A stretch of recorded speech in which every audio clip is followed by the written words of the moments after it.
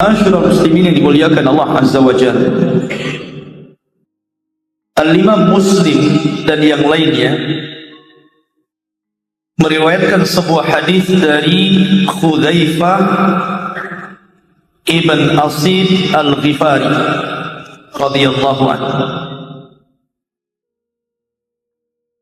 di mana Hudzaifah mengatakan, ittala alaina Rasulullah sallallahu alaihi wasallam yawman wa nahnu natadzakar. Katanya Hudzaifah, suatu ketika Nabi sallallahu alaihi wasallam mendatangi kami sementara kami dan para sahabat ini sedang membicarakan sesuatu. Kata Nabi sallallahu alaihi wasallam, "Ma tadzakarun?" Apa yang kalian bicarakan ini? Maka mereka mengatakan, "Nadhkurus sa'ata ya Rasulullah." Kami sedang berbincang-bincang soal kiamat. Kemudian Nabi sallallahu alaihi wasallam mengatakan, "Bi abi ummi wa ruhi lan taquma aisa'ah hatta tarawna qablaha ashra ayah." Demi bapakku, ibuku dan ruhku, kata Rasul, tidak mungkin tegak hari kiamat sampai sebelumnya kalian melihat 10 tanda-tanda besar.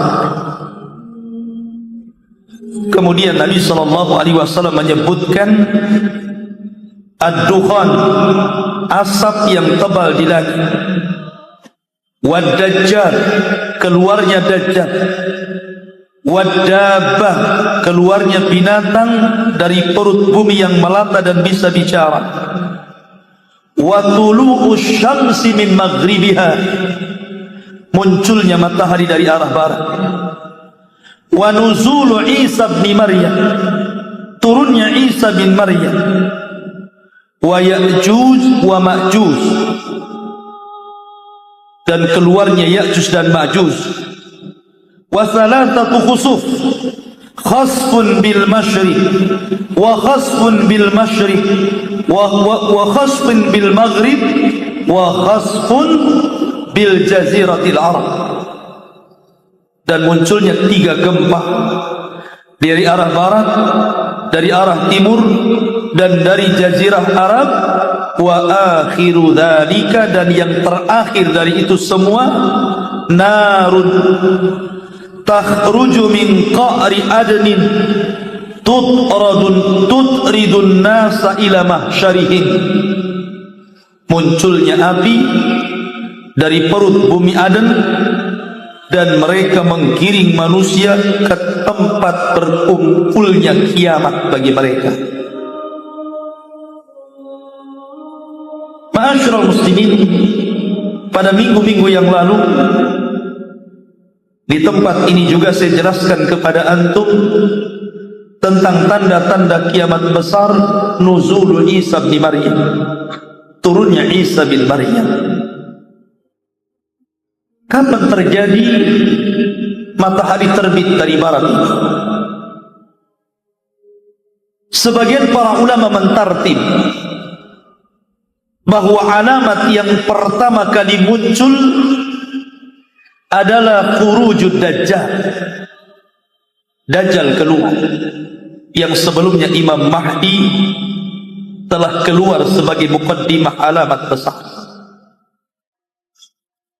Kemudian dajjal berperang bersama Imam Mahdi, tapi Imam Mahdi tidak sanggup melawan dajjal dan tentaranya. Terpaksa Imam Mahdi pun bersembunyi di Bukit Tur dan kaum muslimin. Allah takdirkan ketika mereka berkumpul di Bukit Tur, turunlah Isa bin Maryam. Kemudian Isa bin Maryam membunuh Dajjal. Maka fitnah terbesar di alam semesta ini hilang dengan terbunuhnya Dajjal. Selang beberapa tahun dari terbunuhnya Dajjal, benteng Ya'juj dan Ma'juj hancur, sehingga mereka keluar sebagai kaum perusak bumi yang jumlah mereka 2/3 manusia. Sebagian para ulama mengatakan Allah menciptakan manusia itu dibagi 3. Yang sepertiganya kita manusia turunan Adam, dan 2/3 adalah Ya'juj dan Ma'juj. Jadi jumlah mereka banyak, dan mereka menjadi penghuni neraka, dan tidak ada satupun Ya'juj dan Ma'juj masuk surga, dan Allah takdirkan seperti itu. Sehingga kemudian Isa bin Maryam yang sebelumnya mampu membunuh Dajjal tidak sanggup menyerang dan melawan Al-Ya'juj dan Ma'juj, sampai-sampai Allah perintahkan, sebaiknya kau bersembunyi dan orang-orang yang selamat denganmu kembali ke Bukit Tur. Maka mereka kembali ke Bukit Tur, sampai ketika mereka pun kekurangan bekal, kekurangan makanan dan minuman, hampir-hampir mereka mati kelaparan. Maka Isa pun berdoa kepada Allah Azza wa Jalla agar Allah menghancurkan Ya'juj dan Ma'juj ini. Maka Allah kirim naga semacam ulat, dan ulat ini yang menghancurkan seluruh Ya'juj dan juga Ma'juj. Setelah Ya'juj dan Ma'juj inilah, maka bumi dipenuhi dengan kebaikan. Kembali bumi ini subur, kembali bumi ini penuh dengan buah-buahan, penuh dengan makanan, penuh dengan binatang-binatang ternak, dan kehidupan manusia semakin membaik. Bahkan Rasul mengatakan, tuba liman asya ba'dal masih, beruntung bagi orang-orang yang hidup di zaman Masih Isa bin Maryam, karena kehidupan mereka sangat damai. Setelah kemudian Isa bin Maryam meninggal dunia, yang sebelumnya Al-Mahdi meninggal dunia, maka di sini ada selang waktu yang tidak tahu apa yang terjadi kecuali Allah Subhanahu wa ta'ala. Akan tetapi yang jelas bahwa apabila tanda-tanda kiamat besar sudah muncul, maknanya tanda-tanda ini membuka gerbang kehancuran alam, berbeda dengan tanda-tanda kiamat kecil. Sehingga alamat setelahnya maka dimulai ketika manusia sudah mulai meninggalkan keyakinan Isa bin Maryam. Maksudnya keyakinan Islam yang diarahkan oleh Isa bin Maryam setelah kematian Al-Mahdi. Karena ketika itu Isa tidak boleh menyampaikan risalah, karena dia bukan lagi seorang nabi, tapi harus meluruskan akidah umat manusia untuk memeluk agama Rasul sallallahu alaihi wasallam. Dan ketika itu banyak orang-orang Yahudi, banyak orang-orang Nasrani yang masuk ke dalam Islam. Kenapa? Karena mereka menyaksikan bahwa Isa bukan Tuhan, Isa bukan anak Tuhan, Isa bukan satu di antara 3 Tuhan, tapi Isa hanya manusia biasa, sama dengan mereka. Akhirnya mereka pun berbondong-bondong masuk Islam, sehingga Allah isyaratkan dalam Al-Quran, wa in min ahlil kitab illa la yu'minanna bihi qabla mautihi. Dan sebagian besar ahli kitab pada hari kiamat akan beriman kepada Allah lewat Isa bin Maryam. Sehingga banyak orang yang masuk Islam sampai wafatnya Isa bin Maryam.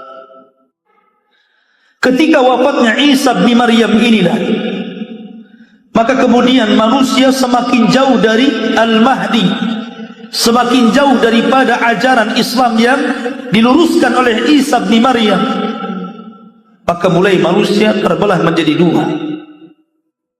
Ada yang mulai sedikit demi sedikit kufur, kembali kepada jalan syaitan, kembali kepada kesesatan kembali. Dari situlah ikhwatu fiddin, Allah kirimkan azab kepada mereka. Apa azabnya? Allah kirimkan asap yang tebal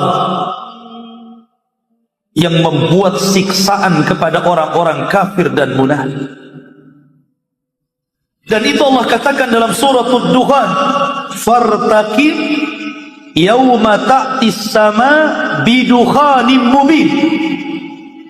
Maka tunggulah hari ketika langit membawa asap yang sangat tebal dan nyata. Sebenarnya asap ini cukup untuk menyadarkan mereka. Karena bagi orang-orang yang bertahan dengan keimanannya, asap ini tidak membuat bagi mereka itu sakit dan kelemahan, hanya pilek saja. Tetapi bagi orang-orang kafir, orang-orang yang kembali menjadi munafik, maka apabila menghirup asap itu, maka asap itu keluar dari hidung, keluar dari mata, keluar dari telinga.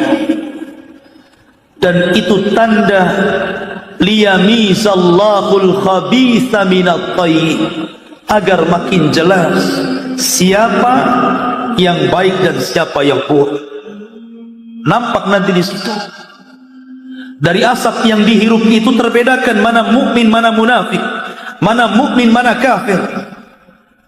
Harusnya ketika asap tebal itu datang kepada mereka, mereka bertobat kepada Allah Subhanahu wa ta'ala, sehingga mereka berdoa kepada Allah, Rabbana kshif 'annal adzab inna mu'minin, inna mu'minun.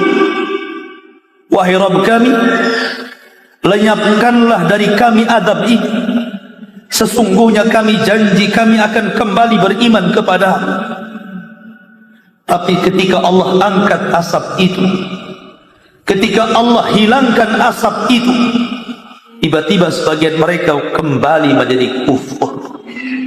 Subhanallah. Peringatan yang sudah jelas. Dan di zaman sekarang ikhwan, azab itu tidak menjadi peringatan bagi kita. Lihat tsunami Aceh. Hanya yang tumpah itu lautan Aceh cukup untuk membunuh 200.000 jiwa. Itu baru satu lautan. Belum lautan-lautan yang Allah tumpahkan. Bahkan musibah-musibah di Indonesia ini sudah banyak makan korban. Mulai daripada Lombok, Palu, Banten, kemudian Jawa Barat, Tasikmalaya, atau Garut, atau apa namanya, yang longsor kemarin. Banyak orang meninggal. Tapi betapa banyak orang-orang yang di daerahnya sendiri itu jelas-jelas mereka merasakan azab. Bagaimana Allah mengirim tsunami, hanya sadar sesaat. Setelah kemudian tsunami dilupakan, gempa dilupakan, lalai lagi mereka kepada Allah Azza wa Jalla. Itu yang di lokasi. Gimana kita yang tidak di lokasi? Tentu hanya bisa memandang dan tidak bertobat kepada Allah Subhanahu wa ta'ala. Ini gambarannya. Ini padahal munculnya alamat tanda-tanda kiamat besar, ya. Tapi masih juga mereka kembali kufur setelah beriman. Sehingga akhirnya pada suatu malam mereka pun lelap tertidur di malam hari. Sebagaimana biasa, mereka terlelap tidur. Ketika datang waktu subuh, orang-orang muwahhidin, orang-orang ahli tauhid, orang-orang yang beriman, sebagaimana kebiasaan mereka, mereka datang ke masjid. Kemudian mereka sholat fajar. Adapun orang-orang kafir, munafik dan fasik, mereka tetap tidur dan tidak melaksanakan sholat subuh. Sesampainya kemudian kembalinya orang-orang yang beriman dari masjid, kemudian kembali ke rumah-rumah mereka. Dilihatnya jam, sudah jam 7. Harusnya matahari sudah terbit, tapi kondisi masih gelap gulita. Akhirnya kemudian mereka menunggu sampai waktu duha jam 11. Tidak juga matahari kunjung untuk terbit, dan suasana masih gelap gulita. Mereka lihat jam lagi, rupanya sudah zuhur, sudah asar, juga tidak muncul matahari. Tapi ketika kemudian harusnya matahari itu tenggelam di waktu maghrib, tiba-tiba Allah Subhanahu wa ta'ala munculkan matahari itu tulu'us syamsi min maghribiha. Tiba-tiba matahari diterbitkan dari arah barat. Semua manusia terkejut. Yang tidur bangun. Semua manusia menangis. Semua para penyembah berhala tobat dari berhalanya, dicampakkan berhalanya. Semua para doa berhenti berdakwah, pena-pena diangkat. Orang-orang yang niat untuk kembali kepada Allah sudah telat dan terlambat. Karena ketika itu Allah Subhanahu wa ta'ala berfirman, Yauma ya'ti ba'du ayati rabbik la yanfa'u nafsan imanuha lam takun amanat min qabli aw kasabat fi imaniha khaira. Ketika datang sebagian tanda-tanda alamat dari Rabb, ketika itu tidak akan manfaat lagi keimanan seseorang apabila sebelumnya dia tidak beriman, ataupun sebelumnya dia telah beriman tapi tidak pernah melakukan kebaikan. Maka ketika itu taubat ditutup. Kata ahli tafsir, sebagaimana dikatakan oleh Imam At-Tabari dalam tafsirnya, bahwa ayat ini dzalika hina tatlu'us syamsu min maghribiha, dan ayat ini berlaku ketika matahari terbit dari arah barat. Tidak manfaat lagi iman seseorang. Para duat berhenti berdakwah, para ustaz berhenti mengajar, para penyembah berhala berhenti menyembah berhala dan mencampakkan berhalanya. Orang-orang mengucapkan istighfar, meminta ampun kepada Allah Subhanahu wa ta'ala, ingin kembali kepada Allah, tangisan di mana-mana. Tapi Allah Subhanahu wa ta'ala sudah menutup pintu tobatnya. La haula wa la quwwata illa billah. Ma'asyiral muslimin. Sehingga Nabi SAW mengatakan dalam hadis Abu Hurairah, badiru bil a'mal, badiru bil a'mal, bersegeralah kalian untuk melakukan amalan sebelum datang 6 perkara. Salah satunya tulu'us syamsi min maghribiha, ketika matahari terbit dari arah barat. Karena ketika itu tidak manfaat lagi amalan seseorang. Padahal sebelumnya sudah nampak tanda-tanda kiamat besar. Muqaddimah datangnya Imam Mahdi, munculnya Dajjal, turunnya Isa, munculnya Ya'juj dan Ma'juj, datangnya asap tebal. Tidak mencukupkan mereka untuk bertobat kepada Allah Azza wa Jalla. Maka ketika matahari terbit dari arah barat, walaupun itu 1 hari, dan hari kedua kembali kepada porosnya, terbit dari arah timur dan terbenam di barat, tapi 1 hari itu menjadikan penyesalan seluruh manusia di jagat raya ini. Ma'asyiral muslimin yang dimuliakan Allah Azza wa Jalla, selang 1 atau 2 hari setelahnya, di sinilah Allah Subhanahu wa taala keluarkan dabatun minal ard tukallimuhum annan nas kanu bi ayatina la yuqinun. Tiba-tiba Allah Subhanahu wa taala munculkan dabatan minal ard, binatang dari perut bumi. Dan binatang ini tugasnya hanya memberikan tanda saja. Karena ketika itu iman seseorang tidak manfaat lagi. Lalu apa? Sudah terhenti sholat, terhenti zakat, terhenti puasa. Yang sebelumnya beriman kepada Allah dan beramal saleh, maka berbahagia mereka. Tapi yang sebelumnya tidak beriman atau beriman dan tidak beramal saleh, maka kerugian setelahnya. Disinilah dabatul ard, tugasnya hanya memberikan tanda di wajah-wajah orang ini. Ini mukmin, ini kafir, ini mukmin, ini kafir. Itu saja. Dia hanya memberikan tanda saja dan berbicara.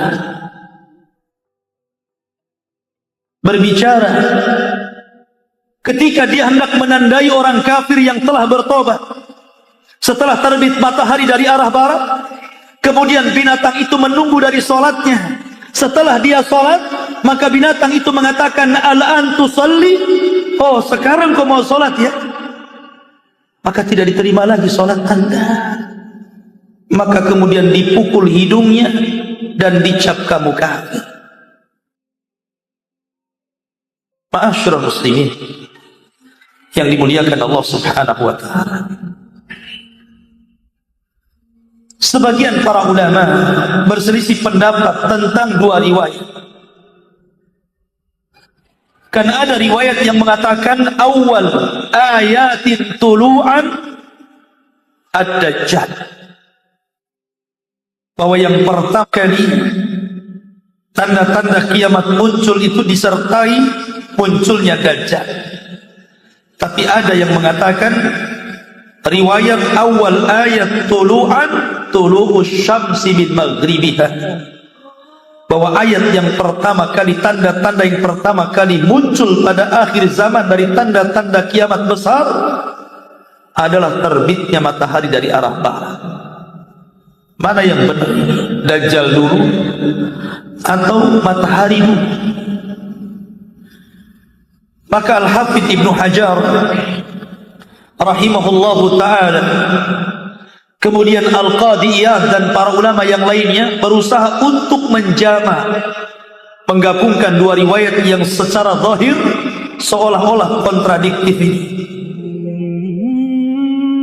Bagaimana cara menggabungkannya?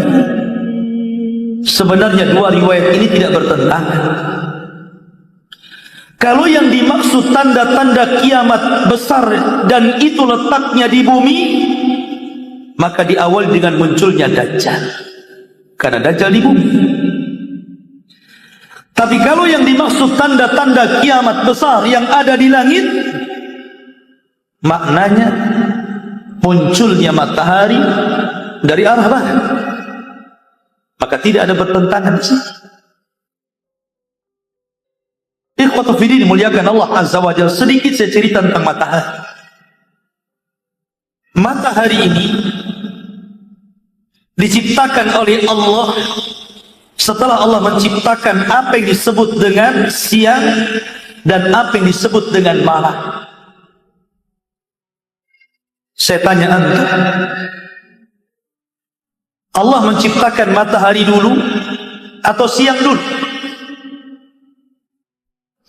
Atau Allah menciptakan bulan dulu atau malam dulu? Jawab. Ada yang bisa jawab? Matahari dulu atau siang dulu?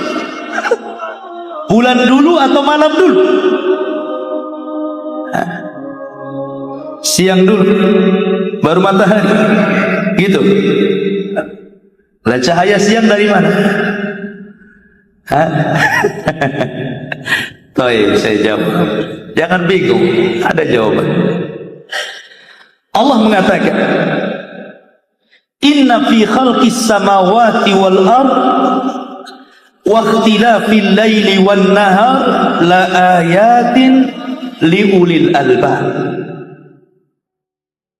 Sesungguhnya dalam penciptaan langit dan bumi itu dan ikhtilafnya bergantinya ada malam dan ada siang itu la ayat, sebagai tanda-tanda bagi orang yang punya pikiran. Kalau orang itu cerdas, sehat akalnya, diciptakan langit dan bumi, siang dan malam itu sebenarnya tanda-tanda kebesaran Allah yang sangat besar. Dalam ayat ini Allah tidak menyebutkan matahari dan Allah tidak menyebutkan bulan. Maknanya bahwa siang dan malam sudah tercipta sebelum Allah menciptakan apa yang disebut matahari dan apa yang disebut dengan bulan. Telah dahulu matahari, dahulu siang dan juga malam. Sebelum matahari sudah ada yang namanya malam, sudah ada yang namanya siang. Itu sebelum diciptakan matahari dan sebelum diciptakan bulan. Karena bukan matahari yang membedakan ini siang dan bukan bulan yang membedakan ini malam. Sebelumnya sudah ada siang, ada malam. Nah kemudian dan keduanya gelap. Baik siang gelap, malam juga gelap. Baru setelah itu Allah Subhanahu wa ta'ala menciptakan matahari. Allah menciptakan matahari yang memancarkan. Allah dua menciptakan matahari. Kemudian Allah tutup di malam hari cahayanya sehingga jadi bulan, dan Allah buka cahayanya sehingga menjadi matahari. Begitu kata para ulama. Wallahu a'lam. Saya kan hanya menukilkan saja. Antum yang ahli fisika boleh bantah. Kalau enggak punya bantahan terpaksa ikut ustaz. Ikhwafidin muliakan Allah Azza wa Jalla. Allah menyebutkan matahari dalam Al-Quran itu sebanyak 32 kali. Dan selalunya Allah mendahulukan matahari dibandingkan bulan karena manfaatnya jauh lebih besar dibandingkan manfaat bulan. Matahari selalunya terbit dari arah timur, kemudian akan terbenam dari arah barat. Begitulah matahari. Setiap pagi kita membuka jendela dan pintu, kita lihat matahari terbit dari arah timur. Dan setiap sore kita tutup pintu dan jendela, selalunya matahari terbenam dari arah barat. Pertanyaan, kemana matahari? Apakah matahari mengelilingi bumi? Ataukah matahari pergi kemana? Kalau maklum dalam pelajaran-pelajaran sekolah, tentu matahari mengelilingi bumi. Itu pelajaran yang maklum. Tapi ini tidak benar. Teori ini bertentangan dengan Al-Quran. Matahari tidak pernah mengelilingi bumi. Suatu ketika Nabi SAW berkumpul dengan para sahabat. Kemudian Rasul memandang matahari yang hendak terbenam. Kata Nabi SAW, "Atadruna aina tadhhab hadhihi syamsu?" Tahukah kalian kemana perginya matahari? Maka para sahabat mengatakan, Allah wa rasuluhu a'lam. Allah dan Rasulnya yang tahu. Maka Nabi SAW mengatakan, Inna hadihi tajri hatta tantahiya ila mustaqarriha tahtal arsh fatahirru sajidatan fala tazalu kadhalik hatta yuqalu laha irtafi'i warji'i ila matla'iha. Maka Rasul mengatakan, matahari ini, maka dia akan berjalan sampai akhirnya mereka akan kembali ke tempat porosnya di bawah arsy Allah Subhanahu wa taala. Disitulah dia tersungkur sujud kepada Allah Subhanahu wa taala, dan dia tidak pernah bangkit dari sujudnya kecuali dikatakan kepadanya, bangkitlah wahai matahari, kembalilah ke tempat terbitmu. Maka matahari pun kembali dan terbit dari arah timur. Kalau ada orang mengatakan, bagaimana matahari sujud? Ya, matahari sujud karena Allah yang mengatakan, alam tara anna Allah yasjudu lahu man fis samawati wa man fil ardi wasyamsu wal qamaru wan nujumu wal jibalu wasyajaru wad dawab wa katsirun minan nas. Tidakkah kau lihat, kata Allah, bagaimana orang-orang yang ada di langit, yang ada di bumi, matahari, bulan, bintang, pohon, binatang melata, dan seluruh manusia, kebanyakan mereka sujud kepada Allah Azza wa Jalla. Bagaimana sujudnya? Allahu a'lam. Yang jelas mereka sujud. Apa sujudnya kayak antum? Begini. Mereka enggak punya kaki kayak antum dan enggak punya jidat. Allahu a'lam. Yang jelas sujud, selesai. Sebagaimana Allah mengatakan, wa in min syai'in illa yusabbihuna bihamdi walakin la tafqahuna tasbihah. Tidaklah segala sesuatu yang Allah ciptakan itu semua bertasbih, tapi kalian tidak tahu tasbihnya. Tasbihnya bihamdi, dengan mengucapkan alhamdulillah. Kalau Allah perdengarkan antum bagaimana pohon pisang itu bertasbih, maka antum akan mendengar pisang mengatakan alhamdulillah. Jika Allah perdengarkan antum bagaimana nanas itu bertasbih, maka anda akan mengatakan nanas mengucapkan alhamdulillah. Tetapi Allah Subhanahu wa taala tidak perdengarkan kita, sehingga bagaimana tasbihnya? Allahu a'lam. Yang jelas mereka bertasbih kepada Allah Azza wa Jalla. Kita ini diingatkan dengan matahari 3 perkara.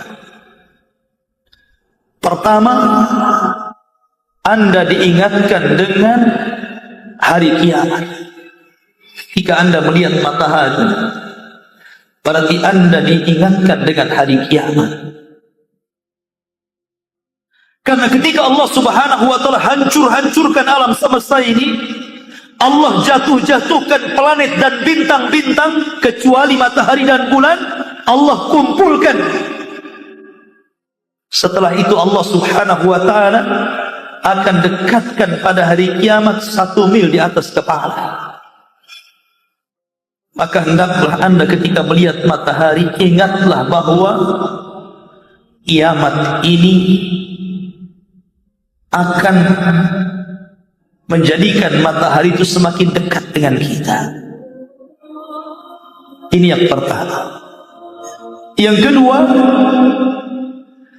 matahari itu banyak manfaatnya kepada kita, dan itu menunjukkan kelemahan kita dan kekuatan Allah. Bayangkan, kalau matahari keluar dari garis edarnya dan mendekat kepada kita, terbakar kita. Tapi kalau matahari menjauh dari tempat edarnya, jauh dari kita, beku antum. Makanya Allah Subhanahu wa taala jadikan matahari itu pas di porosnya, sehingga matahari itu membawa kesehatan kepada kita, sehingga tidak membukukan darah, sehingga darah kita mengalir. Dan itu manfaat besar. Dan anda tidak mampu untuk melihat dengan mata telanjang, dan itu menunjukkan kelemahan. Anda tidak bisa melihat matahari. Coba saja untuk melihat matahari 5 menit saja, pelototin matahari, maka matahari akan memelototi balik anda. Ya, antum tidak sanggup dan itu lemah. Kemudian matahari ini telah menyinari bulan. Malam itu tentu ikhwan, malam lebih luas dibandingkan siang. Karena kalau alam semesta digelapkan niku, maka gelap semuanya, bukan hanya bumi, semua planet gelap. Tapi kalau matahari ini kan khusus untuk bumi saja. Matahari ini menerangi bumi saja, tapi gelap menggelapi seluruh alam semesta. Artinya gelap lebih luas dibandingkan terang. Ini pelajaran fisika ya. Jadi Anda bisa bayangkan kalau seandainya matahari yang menerangi bumi ini